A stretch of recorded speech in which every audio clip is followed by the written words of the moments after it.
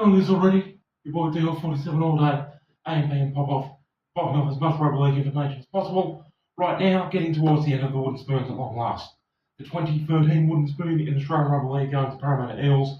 And so you don't miss any essential rugby league information watching this video all the way through to the end, as per always. So, said already in the previous wooden spoon, 2012 wooden spoon that also went to Parramatta, we went through what a struggle that was for them, and the fact that two of their all-time club legends, Hindmarsh and Burt, had both retired, and the fact that going into 2013, the great players they did still have were either like old, like over the hill past their best, and the other players they had were like young and inexperienced, were not ready for the demands and rigors of first grade rugby league at that point in time. So the fact that they got the wooden spoon in 2012, it looked like they were going to go even worse in 2013, so of course they were going to get another wooden spoon in 2013. They eventually got it together and picked themselves up and started playing much better in 2014. But for 2013, it was destined to be a struggle. They were most likely always going to get the wooden spoon in 2013. So the stats: Parramatta in 2013, just 5 wins all year, 19 losses and 2 byes from the 26 rounds, and that was 14 competition points. Clear-cut, outright, dead last wooden spoon, not equal points, and only got the spoon on for and against. Outright wooden spoon. And those 5 games they won, all at Parramatta Stadium, so not once did they win an away game at any point in the season, and they also lost 10 consecutive games in the middle of the season, which we'll obviously get to soon enough in a few minutes. And the point scorers, the stats on the point scorers quite horrible. So Parramatta have scored 326 points only, which is woeful attack, in 2013, and they've conceded a gigantic 740 points. So the for and against minus 414 points, that's just 10. That's beyond disgraceful, that's beyond unacceptable, to be brutally honest. So with the fact that conceded 740 points, you do expect there's going to be a lot of embarrassing moments. There's actually 9 humiliating moments in this one, and even the point scorers, very low as well. Parramatta's top try scorers are Ken Co, and he got 10 tries, at least he got the double figures, and Jared Hayne got 8 tries, and the top point scorer Chris Sandow, and he could only get 1 try, 35 goals, 74 points, and he was the top point scorer with just 74. So slim pickings indeed for them. So, like I said, David Hindmarsh and Burt had retired. The excellent forwards that they still had playing Fui, Moi, Tim Mena, Reedy Matua, they were getting old, they were past their best. The 2 standout players they did have were both coming off the bench, Penny Terapo and also Mitchell Allgood. They both came off the bench in the front row and made a healthy impact off the bench in their minutes on the field, but unfortunately 2 players cannot do everything. It's a 17-player game, not a 2-player game, but props to Terapo and Allgood for doing their best in a team that was struggling. I always like to see that, as we all know, players that can stand out when the rest of the team's not doing anything. And the other players Parramatta had, like the likes of Chase Blair, Luke Kelly, like Ryan Morgan, players like that, or they eventually, in the years down the track, started going better. But like I said, at this point in time, they were young and they were inexperienced. They just weren't ready to be thrown in the deep end at first grade just yet. And that's why they had a really hard time winning many games. So, moments in the sun, like I said, there was only 5 games that Parramatta did win in 2013, and none of them back-to-back, and not one of them away. So in round 1, they actually started the season in the best way possible. In 2013 round 1, Parramatta had flogged the Warriors 40 points to 10. So that was an unexpected way to start the season for them.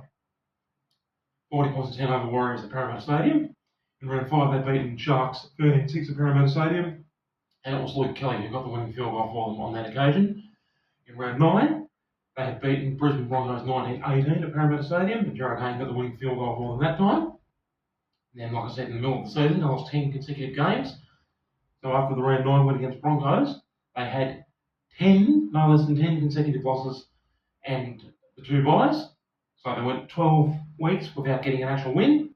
So that obviously meant they had one hand on the wooden spoon. And then the only other 2 games they did manage to win came in round 22 against West Tigers 26-22, and in round 25 against St George Illawarra Dragons, unbelievably the exact same score, 26-22. But those two wins against Tigers and Dragons, two teams who are also trapped down the bottom of the competition table with them. So not really much to cheer about other than the fact that it was a rare win for Parramatta and obviously nowhere near enough to avoid the wooden spoon. And both those wins at Parramatta Stadium, like I said. So, now, the embarrassing moments. Now, there's lots, like I said, as you would have worked out, the fact they conceded 740 points, conceding monster scorelines left, right and centre, no less than 9 humiliating moments for poor old Parramatta in 2013. Drop your comment below, which one do you think is the most embarrassing moment? But, in my opinion, it's this one. It's the first one. Round 4, 2013 round 4, game I was lucky enough to go to at the old Sydney Football Stadium Monday night game. Parramatta were demolished by Sydney Roosters 50-0, not a point, shutting up, 50-0. And I know Roosters won the comp in 2013, and Roosters, of course, had a phenomenal season, had one of the best seasons we've seen by any team in 2013. But still, Roosters were close to perfect. They could do no wrong on this occasion, and Parramatta could do no right. It was like polar opposites both on the field at the same time. Men against boys. Definitely men against boys. So embarrassing, in fact, that while I was just like standing around, wandering around watching it, I could see a lot of Parramatta fans to my right. There was a lot of Parramatta fans like with their heads in their hands, like depressed and miserable about it. And they were dead set yelling at the players on the sideline, yelling at their own players, "One try! Can't you give us just one try?" See? Their own fans, yeah. Their own fans weren't even expecting them to get one try in that game. That's how embarrassing that particular game was.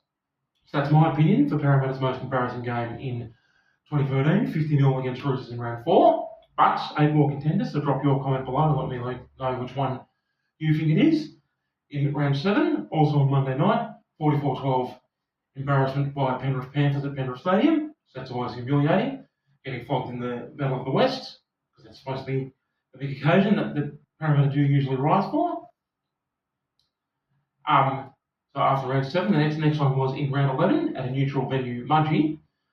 So Parramatta were walloped by Gold Coast Titans 42 points to 4, 2013 round 11 in Mudgee. Then in round 17, so for the second time in the season, they conceded 50 points. 50 points to 10, pasting in from Manly at Brookvale Oval, Monday night game. In round 19, get this. In 2013 round 19, an embarrassing moment that was embarrassing for both teams. It wasn't just embarrassing for the wooden spoon team Parramatta, it was embarrassing for both teams. 2013 round 19 game, easily one of the all-time shockers, one of the worst games I've seen in my life. Parramatta had lost to Canberra 14-0 at Canberra Stadium on Saturday night, and the only positive in that game was the fact that Canberra scored their 14 points. That was the only thing Canberra could be happy about, and the only positive there was to take out of that game. In that game, both teams just committing 80 minutes of fundamental errors. 80 minutes of like deliberate forward passes, or knocking on at the scrum, or kicking it out on the full, or not finding touch from penalty kicks, or missing tackles, or bombing tries, you name it. The whole shebang, both teams doing absolutely nothing positive at all for the entire 80 minutes. Okay, well, Canberra, I'd say for Canberra had like a 5 or 10 minute patch in the game where they got their 14 points.